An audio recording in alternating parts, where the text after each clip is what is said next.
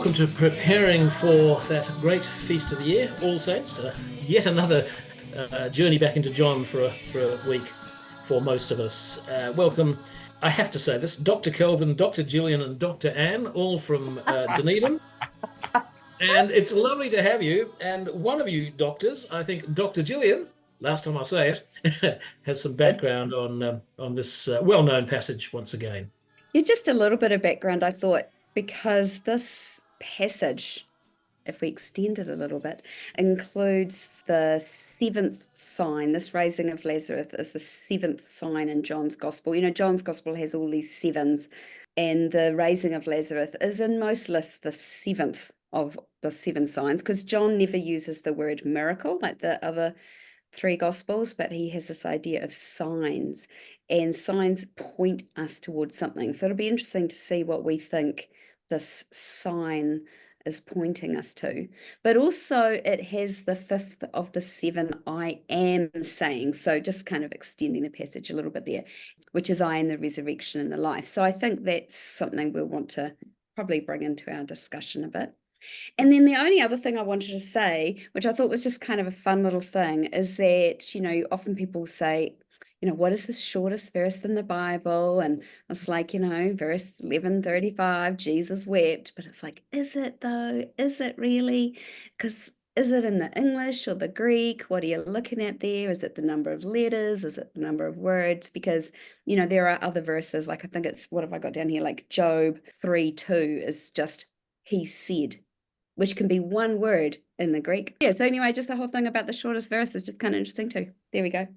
Gillian, you shattered my youth, because the only thing I knew about the Bible as a teenager was that John 11:30, whatever it is, 35, was the shortest. I didn't have much That's Greek. what I was meaning. Right. Thank you, Anyway, Gillian. One of your backgrounds there is a question. So we'll see where we head, because we're heading towards this seventh sign, seventh I am. But those aren't the challenge. I'm going to ask you, Kelvin, to start off by telling me, would be good, where you find challenge. This is a very complex passage, actually, and Gillian is. Thank you for pointing out about the seven signs, but this is actually, I think, a culmination. It's 21 chapters in John. This is chapter 11, so it's smack in the middle of the book, and it's marking a change in tone of the whole book. And in here is sort of, you could say it's the beginning of the Passion. Jesus performs this miracle, and once he's done this, so close to Jerusalem, there's no backing out. He signed his own death warrant. So this little chapter sort of, it encapsulates and sums up much of what the whole Gospel of John is about. So all of those complex theological and philosophical and moral themes which run through the whole book are here in this chapter. So for me, it's the challenge is to struggle with this and to think about it and to try and live it. I'm sorry if that sounds a wee bit woolly. If you want to be a bit more specific, here in this chapter is this whole business of death and resurrection, seen not just in the person of Jesus, but in what Jesus' death and resurrection means for all of us, our own death and our own resurrection. And an interesting thing for me there, Kelvin, was you were saying it's the beginning of and I was about to finish your sentence for you and say end, and I realized that is not what it could ever be for John's account of the gospel. So thank you for ending up with the resurrection there, and let's see what Anne finds challenging. Well, Gillian, thank you. You mentioned that I am statement, the I am the resurrection and the life. And of course, that is near the beginning of the story. And then we get the working out of it here in reality. And that made me wonder, you know, we tend to think in terms of literal and figurative. And yet I think so much of what Jesus says isn't either of them. And what does he actually mean by I am the resurrection? How can that be literal? And yet where he is, resurrection comes. So in a sense, it's not figurative either. And, you know, earlier in this story, he had told his disciples that Lazarus has fallen asleep. And the disciples all go, oh, good, that's good for you when you're sick. And Jesus has to go, well, no, actually, he died. But again, maybe fallen asleep is kind of closer to Jesus's reality than the disciples' understanding of death, because Lazarus was going to wake up. So it's not really a figurative saying either. And even if you think back to the famous discussion with Nicodemus about Jesus telling him to be born again, And old Nicodemus says, huh? Do I have to get back in my mother's womb? And you can almost see Jesus going, oh, come on, not literal. But on the other hand, actually, almost the truth, almost literal. And so I guess the challenge for me is just, what do we do with these odd things that Jesus says? How close are they to literal truth, even though they sound figurative? Yeah. Great challenge. So kind of teaching us how to read the Bible. Thank you. Gillian, give us the challenge now. There's so many challenges in this passage, aren't there? I've got about 3 or 4 written down here, but just when you said, Anne, there about what Jesus says, reminds me of the bit, or I think I've got here verse 33, when Jesus, in the English, it's something like, is greatly disturbed or agitated or something. But literally in the Greek, it's he snorts like a horse. It's like, that is so good. It's so kind of earthly. So yeah, what does Jesus say? He's snorting like a horse, which is this kind of euphemism, I suppose, but a description of that kind of involuntary kind of like sound you might make when apparently you're kind of really angry about something or indignant about something, or you're just really greatly disturbed at something, that kind of snort you might make. And it's that very earthly kind of Jesus, I think, that, well, I really like. And it's not just that Jesus is a bit sad, he's actually really grieved and disturbed and upset, and yet he delayed getting there. And I find that a challenge too. They come and they let him know, and then he just sort of hangs around for another couple of days, not really doing anything. But, obviously that's probably intentional to get to the death so that he can do the resurrection thing. But it seems I find that challenging too. And John really labors that, doesn't he, with this, with Martha's comment, he's got a smell. And it's very earthy, it's really taking us. We're not talking about some sort of ghosty appearance, something pretty deep. So, okay, well, there's going to be some good news if we're going this deep. So I'll start this time with you, Anne. Where do you look for good news there? Well, first, Gillian, I read just recently something interesting about that whole delay thing. Just sidetrack here for a moment. That in Jewish thought at the time, the soul stayed in the body for 3 days. That's right. Therefore, for it to really be a resurrection rather than a resuscitation, it had to be this 4 and days. no question about the fact that he had died. Exactly. He stinketh and all of that. Like, exactly. You can't ignore the reality that this is an actual serious miracle. And that somehow it sounds a little bit as if Jesus was kind of experimenting on them or using them as a display. Here's one I prepared earlier. But on the other hand, what an amazing gift to give these people that he loved. Lazarus would never be scared of death again. And presumably Mary and Martha neither. So it's almost as if before Jesus goes off to die himself, he gives this incredible gift of resurrection, of hope, of lack of fear, and I guess the conviction that death is not the end, which presumably has to be the good news at the heart of all of this.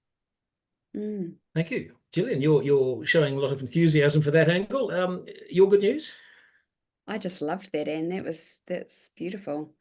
I don't feel anywhere near as profound as that, but I just love that verse where they say, looking at Jesus, feeling that kind of deep grief and saying, see how much he loved him. And it's like, wow, that profound, deep love that Jesus has for Mary and Martha and Lazarus, and obviously for us.